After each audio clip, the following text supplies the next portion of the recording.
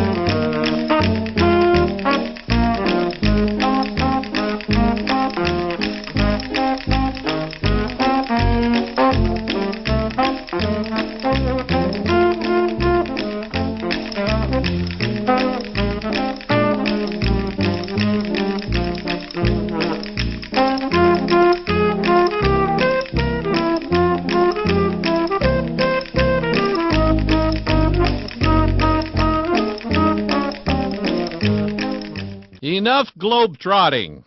Had enough of that already. Always wanted to go see those guys. That was the theme to the Harlem Globetrotters.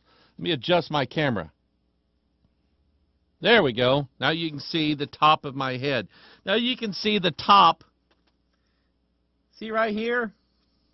My wife made it a point to point that out to me one morning. I washed my hair, as is my custom, and she said, "You're getting kind of thin up there." Thanks, sweetie pie.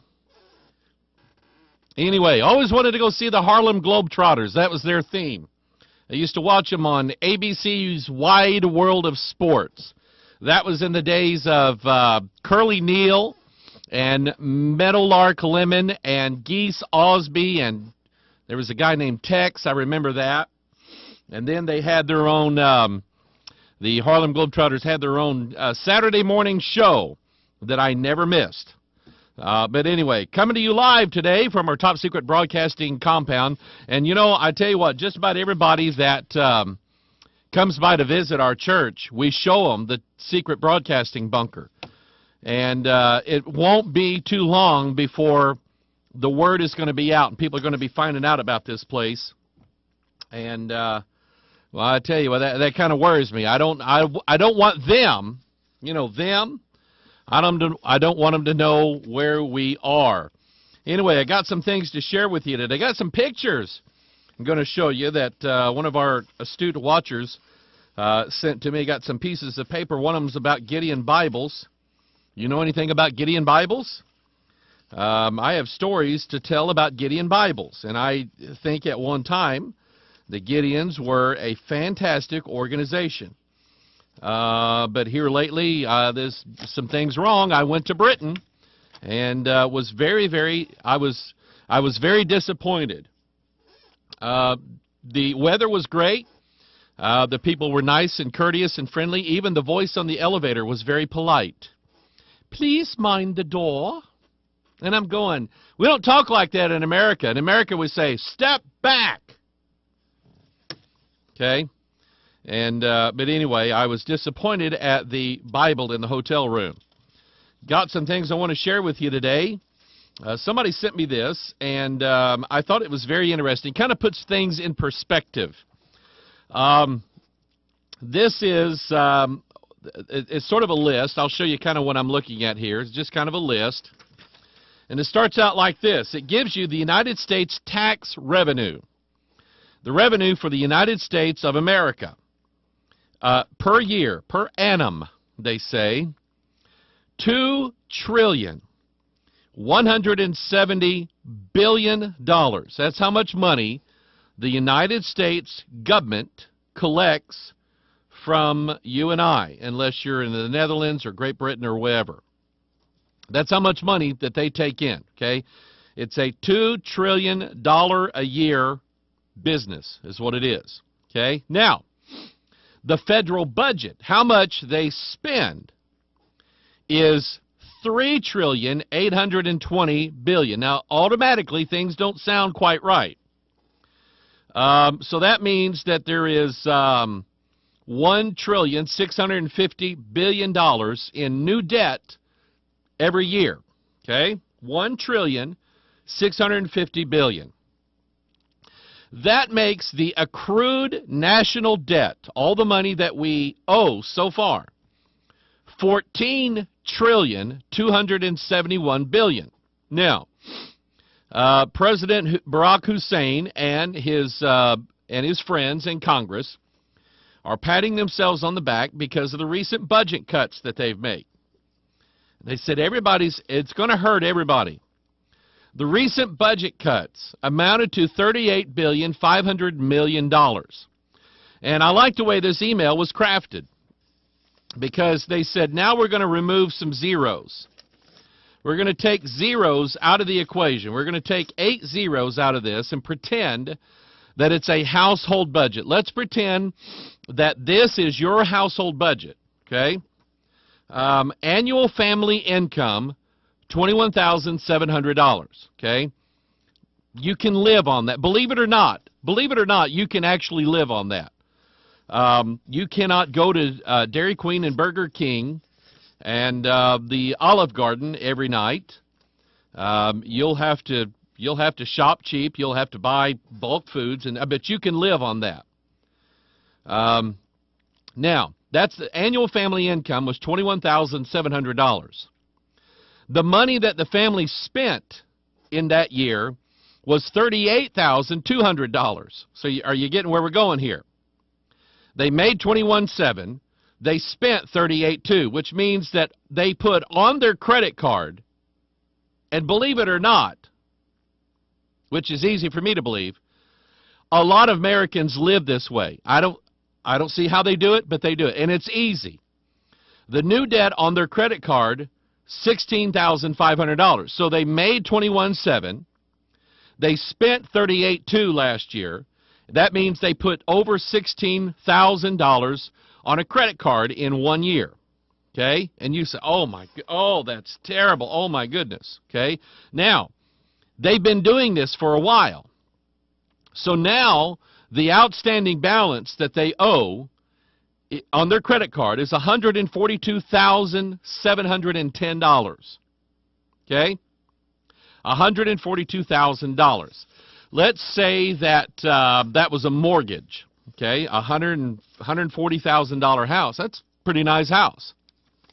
Let's say that was a mortgage. That's what is that a month? $900 a month, something like. It'd take 30 years to pay it off if that's what you did. If you didn't keep adding to your home, it'd be like taking out a mortgage on a home of $150,000, and I owe this, and then adding a new story to your one-story house every year, okay, and going in debt to do that. But here's the good news. You made $21,700. You spent $38,200. You are $142,000 in debt. But you decided that it was going to hurt you. You decided that last year you were going to cut $385 out of your spending. That's the American government. That's Greece. That is Italy. That is Spain. That is the United Kingdom. That is probably the Netherlands. And just about every country lives this way. Okay? Now, when an American lives this way, eventually it catches up to them. Okay? Eventually it does.